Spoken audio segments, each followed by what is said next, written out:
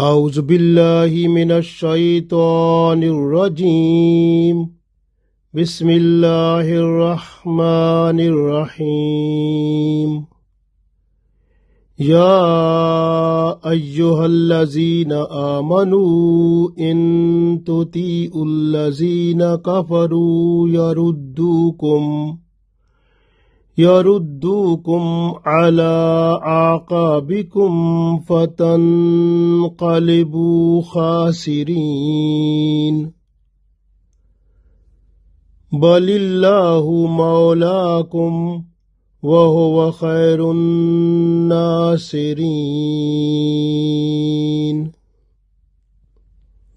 عزیز دوستو، السلام علیکم ورحمۃ اللہ وبرکاتہ۔ سورہ آل عمران آیت نمبر 149 اور 150 پڑھی ہے۔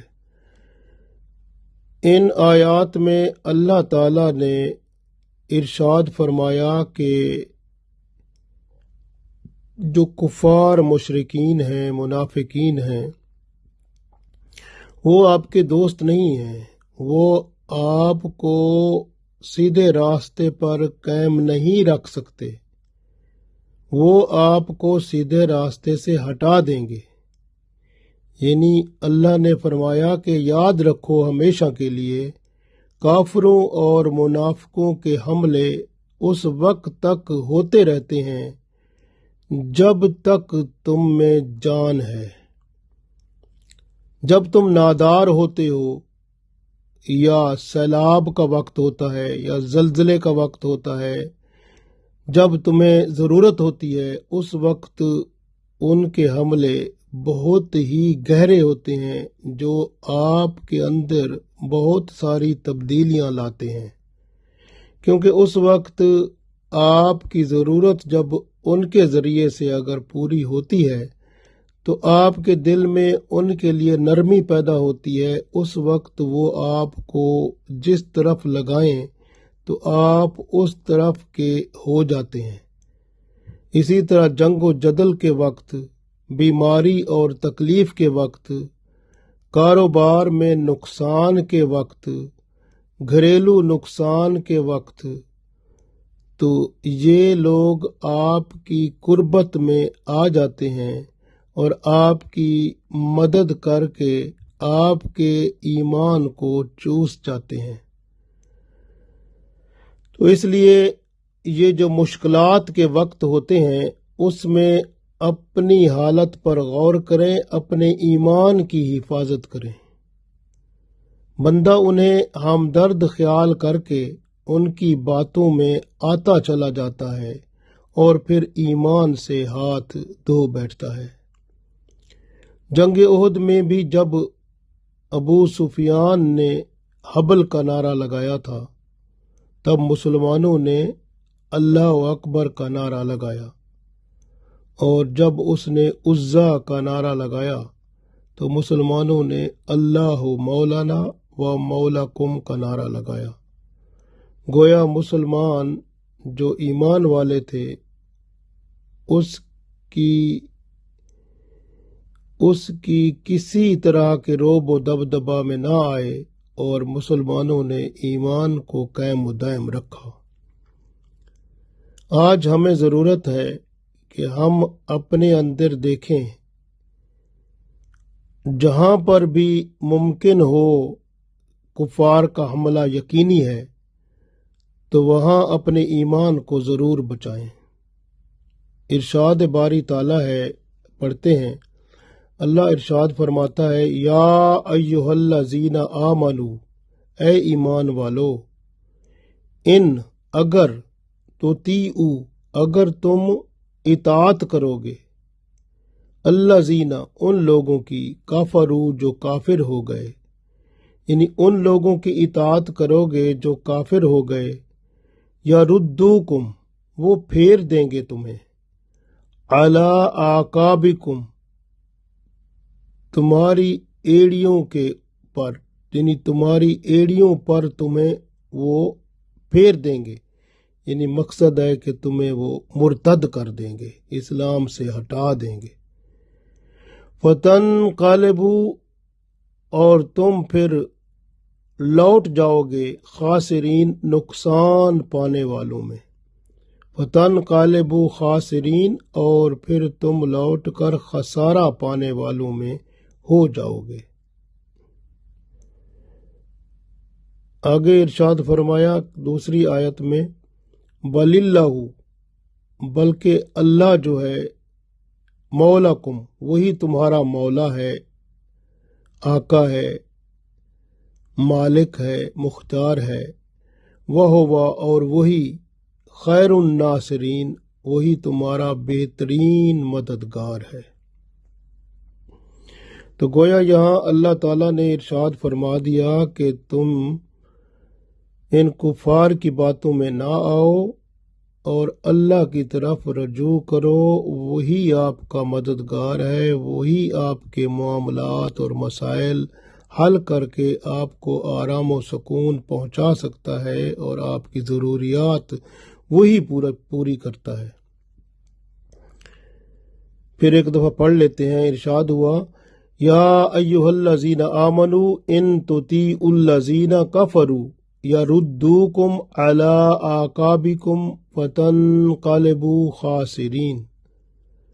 بل اللہ مولاکم وہو خیر الناصرین۔ اے ایمان والو، اگر تم اطاعت کرو گے، ان لوگوں کے اشاروں پر چلو گے جنہوں نے کفر کی راہ اختیار کر لی ہے، پس وہ تمہیں پھیر دیں گے تمہارے دین سے، یعنی تمہیں مرتد کر دیں گے، تو پھر تم ان لوگوں میں ہو جاؤ گے جو خسارہ، نقصان اٹھانے والے ہوتے ہیں۔ بلکہ تمہارا جو مولا ہے، مالک ہے، وہ تو اللہ ہے، اور وہی اللہ بہترین مددگار ہے۔ آج کل آپ دیکھیں مسلمان ملکوں میں print media, electronic media, social media اسلام سے ہٹا ہوا ہے۔ کفار، مشرکین، منافقین اربوں ڈالر خرچ کر رہے ہیں کہ مسلمانوں میں بے حیائی اور فحاشی پھیلے۔ یہ مسلمان اپنے ایمان کو نکال دیں اپنے اندر سے، اور وہ چاہتے ہیں کہ ہمارے جیسے ہو جائیں۔ بہت سے مسلمان جنہوں نے ان کی اطاعت کی، ان کی پیروی کی اور ان کفار کے رسم و رواج اپنائے، اور انہوں نے اپنا لائف سٹائل کافروں، عیسائیوں، یہودیوں اور منافقوں جیسا بنا لیا ہے، اور وہ تو خسارے میں پہنچ ہی چکے ہیں۔ اللہ پیغام دے رہا ہے اور ان لوگوں کو احساس دلایا جا رہا ہے کہ اصل تمہارا مالک و مولا تو اللہ ہے،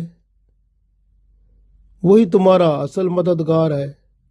اس کو چھوڑ کر تم کہاں جا رہے ہو؟ تم تو اسی اللہ کے رسم و رواج کو اپناؤ، اسی کی دی ہوئی شریعت محمدی صلی اللہ علیہ وسلم پر عمل پیرا ہو جاؤ، تاکہ اللہ تعالیٰ تمہاری مدد کر کے تمہیں سکون پہنچائے اور دنیا و آخرت کی زندگی تمہاری بہتر بنا دے۔ تو یہاں پر اللہ نے فرمایا، جیسے اللہ نے فرمایا نا کہ یردوکم علی اعقابکم، وہ تمہیں وہ ایڑیوں کے بل تمہیں گرا دیں گے، یعنی اس کا مطلب ہے کہ وہ تمہیں مرتد کر دیں گے۔ یعنی کفار و مشرکین اور منافقین ایسے لوگ ہیں، وہ تمہارے اندر ایسی باتیں پیدا کر دیں گے، یعنی تمہارے برین واش کر کے دماغ کو اس کے اندر دنیا کی محبت بھر کے ایمان سے، اسلام سے آزاد کر دیں گے، گویا مرتد کر دیں گے، اور پھر کیا ہوگا کہ پھر تم اپنے اصل اسلام سے ہٹ جاؤ گے۔ منافقین میں بغض ہوتا ہے، کینہ ہوتا ہے، حسد ہوتا ہے، وہ مسلمان کے ہمیشہ نقصان میں ہی رہتے ہیں۔ تو کفار و مشرکین اور منافقین کا طریقہ ہی یہی ہے۔ اب غور کریں، غزوہ احد میں دیکھ لیں، منافقوں نے جب مسلمانوں کی خستہ حالی دیکھی اور رسول اللہ صلی اللہ علیہ وسلم کی وفات کی شہادت کی افواہ سنی، مسلمانوں سے کہنے لگے کہ کیوں نہ ہم اپنا پہلا دین یعنی وہ جو شرک والا تھا اس کو اختیار کر لیں تاکہ سارے جھگڑے ختم ہو جائیں۔ مسلمانوں کے ذہن بدلنے کی انہوں نے بڑی کوشش کی۔ منافقوں نے اپنا پورا زور لگایا کہ مسلمان کسی طرح ان کی باتوں میں آ جائیں تاکہ وہ ان کے اندر پھر اپنی مرضی کے خیالات ڈال کر اپنے جیسا ان کو بنا لیں۔ لیکن اللہ تعالیٰ نے مدد کی، اور یہاں اللہ تعالیٰ نے واضح طور پر فرما دیا کہ ان کا کام ہی یہی ہے، یہ چاہتے ہی یہی ہے کہ آپ کو اسلام سے پھیر دیں، گویا مرتد کر دیں، آپ کی عادتیں تبدیل کر کے، آپ کا لائف سٹائل تبدیل کر کے، آپ کے جو رسم و رواج ہیں وہ تبدیل کر کے، آپ کی زندگی میں جو آپ کی مشغولیات ہیں ان کو تبدیل کر کے، اور آپ کی زندگی کے ہر میدان میں اپنا ہی اثر و رسوخ قائم کر کے اسلام سے تمہیں دور کر دیں۔ تو ان کا کام ہی یہی ہے۔ تو اللہ نے فرما دیا کہ ان کی باتوں میں نہ جاؤ، وہ تمہیں الٹا پھیر دیں گے، مرتد کر دیں گے، تم دین اسلام سے نہ ہٹو، ان کی باتیں نہ مانو، نہ ان کی باتوں کی تصدیق کرو۔ آج کل بھی مسلمان جو نظر آتے ہیں آپ کو، ان میں کچھ منافقین بھی ہیں جو کفار و مشرکین سے بھاری رقم لیتے ہیں، اور ظاہری طور پر وہ مسلمان ہوتے ہیں لیکن اندر وہ منافق یعنی اندر کے کافر ہوتے ہیں، اور وہ لالچ میں ان سے کافی کچھ مال لے کر مسلمانوں میں بے حیائی، برائی، گناہ اور اس طرح کی باتیں پھیلاتے ہیں تاکہ ان کا ایمان ضائع ہو جائے۔ ایسی ایسی چالیں چلتے ہیں کہ دین سے ہٹانے کے لیے وہ سب کچھ کر بیٹھتے ہیں۔ آج کل تو مصنوعی بیماریاں پیدا کر کے اللہ کے گھر سے وہ جدا کر رہے ہیں، دین حق کے فرائض اور واجبات کے ادا کرنے سے دور کر رہے ہیں، فرقہ وارایت پیدا کر کے آپس میں لڑا کر مسلمانوں کی قوت کو توڑ رہے ہیں، دنیاوی لالچ سے مسلمانوں میں بے حیائی، برائی، فحاشی اور بے راہ روی کو فروغ دے رہے ہیں، LGBT اور مختلف جنسی اور جسمانی لذتیں حاصل کرنے کی طرف ان کو راغب کر رہے ہیں، اور مسلمان ہیں کہ اندھا دھند ان کی پیروی کر رہے ہیں اور اپنے خالق حقیقی کو بھول چکے ہیں اور کچھ بھول رہے ہیں، دنیاوی لذات اور شہوات کے حصول کے لیے اپنی آخرت کا سودا کر کے خوشی کا اظہار کر رہے ہیں، جبکہ اللہ نے فرمایا بل اللہ مولاکم، بلکہ تمہارا مولا جو مالک ہے اور مددگار ہے، حفاظت کرنے والا ہے، وہ تو اللہ ہے، تو اسے کیوں بھلا رہے ہو؟ وہ خیر الناصرین، اور وہی تمہارا بہترین مددگار ہے، ہر لمحے ہر موقع پر مدد کرنے والا، بیماری میں شفا دینے والا، مشکلات کو حل کرنے والا، دکھوں کو سکھوں میں تبدیل کرنے والا، شر فساد فتنے کو امن و سکون میں بدل دینے والا وہی اللہ ہے جو ہر وقت تمہارا مددگار ہے۔ پھر اس کو چھوڑ کر کافروں اور منافقوں کی پیروی کیوں کرتے ہو، کیوں کرنے لگے ہو؟ وہ تو تمہیں اسلام سے دور لے جائیں گے، اور کفر کے گھٹا ٹوپ اندھیرے میں جا کر تم نقصان اٹھانے والوں میں ہو جاؤ گے۔ اس لیے اللہ نے فرما دیا کہ کافروں اور منافقوں کی راہ پر نہ چلو ورنہ وہ آپ کو مرتد کر دیں گے۔ اللہ جو تمہارا دوست اور مددگار ہے اسی کے دین میں قائم رہو اور اس کی خوشنودی میں سکون پاؤ، دنیا اور آخرت کا سکون۔ اسی پر اعتماد کرو، اسی پر بھروسہ کرو اور اسی کے احکام کے مطابق اپنی زندگی بہتر بنا لو، پھر دنیا و آخرت میں راحت پاؤ گے۔ اللہ تعالیٰ نے جو فرمایا حق ہے۔ ہم اپنے آپ کو دیکھیں کہ ہم کہاں ہیں اور کیا ہم کفار و مشرکین اور منافقین کی چالوں کا حصہ تو نہیں بن رہے؟ اگر ہم میں ان کا اثر شامل ہو گیا ہے اور ہمارے اندر کا جو نظام ہے وہ ہم سے دور ہو رہا ہے، یعنی ایمان جو ہے ختم ہو رہا ہے اور کفار و مشرکین کی منافقین کی چالیں کامیاب ہو رہی ہیں، تو پھر ہمیں غور کرنا چاہیے، اپنے آپ کو ری ایسیس کرنا چاہیے، دوبارہ سوچ کر سمجھ کر اللہ کے حضور توبہ و استغفار کرنا چاہیے اور پھر اللہ کے ساتھ رابطہ استوار کر کے اور پھر اسی کی حقیقت کو مان کر کہ وہی ہمارا مددگار ہے، وہی مولا ہے، بل اللہ مولاکم، وہی آقا ہے، وہی مولا ہے، ہم اس کے غلام بن جائیں، ہم اس کے بندے بن جائیں، کیونکہ وہی وہو خیر الناصرین، اور وہی تو سب سے بہترین مددگار ہے، ہمارے ہر طرح کے معاملات حل کر کے ہمیں وہی سکون پہنچا سکتا ہے۔